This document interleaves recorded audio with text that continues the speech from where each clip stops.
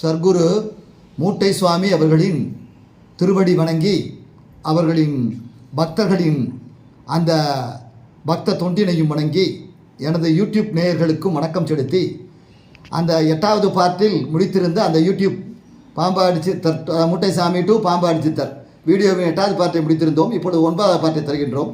8வது பார்ட்டில் அந்த காஞ்சிபுரம் அன்பர்களிடம் நமது குருநாதர் அவர்கள் சித்தர்கள் என்பவர் யார், எப்படிப்பட்ட சமுதாய தொண்டு செய்பவர்கள், அன்னதானம் செய்தால் என்ன நன்மை விளையும், அன்னதானம் செய்வது இன்றியமையாமை பற்றி சொல்லியிருந்தார். இப்பொழுது அதனை பற்றி மேலும் ஒரு கதையை எங்களிடம் அவர் கூறினார். அந்த காஞ்சிபுரம் அன்பர்கள் விடைபெற்ற பிறகு சுவாமி அவர்கள் மீண்டும் அந்த இடுமமலையிலே அந்த கல்லிலே அமர்ந்து எங்களை பார்த்து அன்னதானம் செய்கிறத பற்றி மகாபாரதத்தில் ஒரு கதை இருக்குச்சாமே, உங்களுக்கு தெரியுமான்னு கேட்டார். எல்லாரும் பேசாமல் இருந்தோம். அப்போ சாமி என்னைய பார்த்து, ஏன் சாமி உனக்கு தான் மகாபாரதம் நல்லா தெரியுமில்ல, உனக்கும் அந்த கதை தெரியாதான்னாரு. தெரியும் சாமி. என்ன கதைன்னாரு. சாமி சொர்க்கம் புகுந்த பிறகு அந்த சொர்க்கத்தில் கர்ணனுக்கு பசி எடுத்த கதை தானே சாமின்னு. வெரி குட், அந்த கதை தான்ப்பா, நல்லா சொன்னா. இப்போ நான் சொல்கிறேன் பார். அதாவது அந்த மகாபாரதத்தில் கௌரவர்கள் பாண்டவர்கள், கௌரவர் 100 பேர், பாண்டவர் 5.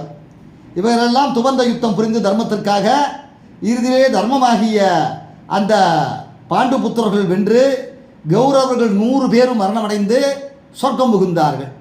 அதில் ஒரு சில பேர் சொர்க்கமும் ஒரு சில பேர் நரகமும் புகுந்தார்கள். நிறைய பேர் நரகமே புகுந்தார்கள். இதில் சொர்க்கம் புகுந்தவர் என்று சொல்லக்கூடியவர் அந்த கௌரவர்கள் தரப்பில் கடைசி நேரத்தில் சேனாதிபதியாக பணிபுரிந்து வீர சொர்க்கமடைந்த கடையேழு வள்ளல்கள் போல் புகழ்பெற்ற கர்ண மகாராஜா ஆவார். அவருக்கு அந்த சொர்க்கம் கிடைத்தது. ஏனென்றால் அவர் செய்த தானமும் அப்படிப்பட்ட தர்மமும் ஆகும். அப்படி இருந்தும் அந்த கர்ணனுக்கு, கர்ண மகாராஜாவுக்கு அந்த சொர்க்கத்திலே பசி எடுத்தது. அப்பொழுது அங்கு வந்த நாரதர் அவர்கள் விஷ்ணு பகவானை பார்த்து கேட்டார், ஐயனே, சொர்க்கத்திற்கு வந்தால் இளமை கிடைக்கும், பசி எடுக்காது, மூப்படைய மாட்டோம் என்றெல்லாம் சொல்கிறார்களே, கர்ண மகாராஜாவுக்கு மட்டும் பசி எடுத்து பசி தாங்க முடியாமல் பசிக்கிறது பசிக்கிறது என்று கூவி கத்துகிறாரே, இதற்கு என்ன பொருள் என்று அந்த நாரதர் கிருஷ்ண பகவானிடம் கேட்டார். அதற்கு கிருஷ்ணர் சிரித்துக்கொண்டே, எல்லா தர்மங்களையும் கர்ணன் செய்திருக்கிறானப்பா, ஆனால் ஒரே ஒரு தர்மத்தை மட்டும் செய்ய தவறிவிட்டான். அது என்ன தர்மம் என்றால், தானங்களில் மிகச்சிறந்தது அன்னதானமாகும். அந்த அன்னதானத்தை அவன் செய்ய தவறியதால் அவனுக்கு பசி எடுக்கிறது. இப்பொழுது பார், அவனுக்கு பசி எடுக்காமல் செய்கிறேன் என்று வேகமாக கர்ணன் அருகே சென்று அவனது வலதுகை கட்டவரலை எடுத்து அவனது வாய்க்குள் வைத்தார். இப்பொழுது கர்ணன் பசிக்கிறது பசிக்கிறது என்று கத்துவதை நிறுத்தி விட்டார்.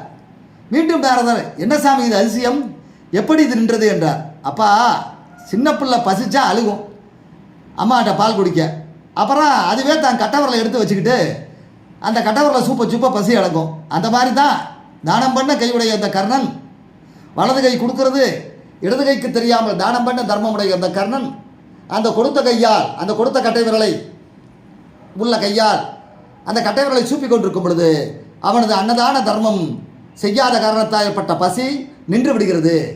அடுத்த பிறவியில் அவன் மீண்டும் பிறவி எடுத்து அன்னதானங்கள் செய்து முழுமையான முக்தி அடைவான் என்று சொல்லி சிரிக்கின்றார். இதேபோல் அன்னதானம் செய்வது எவ்வளவு இன்றியமையாது என்பதனை மூட்டை சுவாமி அவர்கள் எங்களுக்கு சுட்டிக்காட்டி என்னை பார்த்து, டேய், இதுக்கு என் குருநாதர் ஒரு பாட்டு பாடியிருக்காருடா, எல்லாத்தையும் தத்தமாக கொடுக்குறேன், இந்த பாட்டு என்னடா சாமி. நான் உடனே பாம்பாடி பாட்டை சொல்ல ஆரம்பித்தேன். சாமி, சாற்று முடல் பொருள் ஆவி தத்தமாகவே தானம் வாங்கி நின்ற எங்கள் சத்குருவினை போற்றி மனம் வாக்கு காயம் 3 பொருந்த புகழ்ந்து புகழ்ந்து நின்ற ஆடாய் பாம்பே.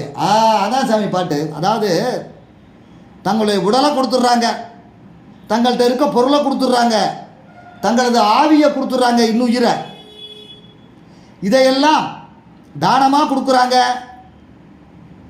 அதுக்கப்புறம் அவங்க கொடுத்ததையே மறந்துட்டு தியான நிலைக்கு போயிடுறாங்க.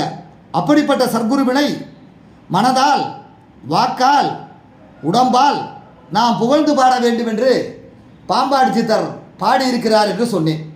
அப்பொழுது மூட்டை சுவாமிகள் என்னை பார்த்து, இதைத்தானப்பா அந்த சித்தராஜனும் செய்கிறான், உனக்கு தலைமை நிர்வாகி என்ன செய்கிறான், யார் வந்தாலும் சாப்பிட்டீங்களான்னு கேட்டுட்டு தான்ப்பா போகிறேன்.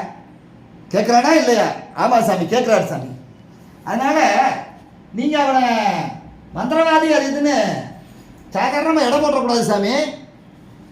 அவன் திறமை இல்லாதவன், அவன்கிட்ட ஒன்றும் இல்லை, பவர் இல்லை, எல்லாமே மூட்டை சாமி தான், அப்படிலாம் நீங்கள் இடம் போட்டக்கூடாது. சித்தராஜ சாமி ரொம்ப பவரான ஆள் சாமி. என்னுடைய சீடர்கள்லாம் ஒருத்தர் அவர்.